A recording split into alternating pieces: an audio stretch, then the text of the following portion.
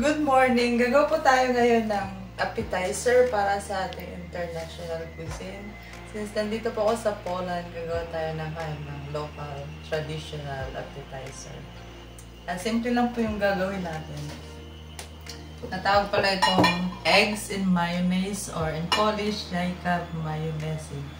So, kailangan po natin ng eggs, hard-boiled eggs. Meron po akong 4 pieces.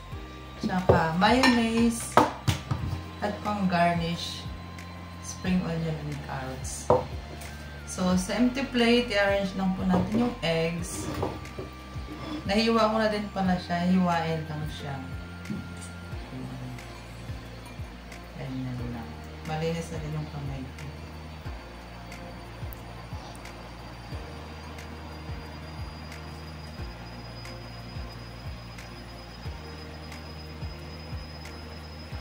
Tapos, lalagyan lang natin siya ng mayonnaise on top.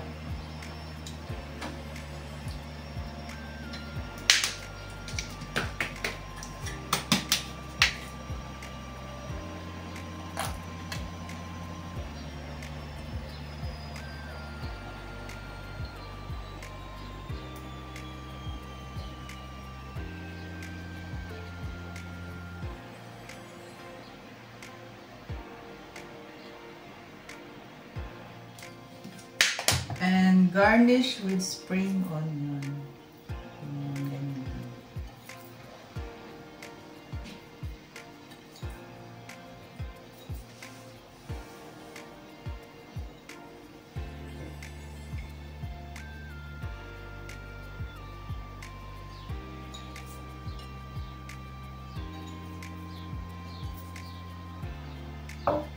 And ready na.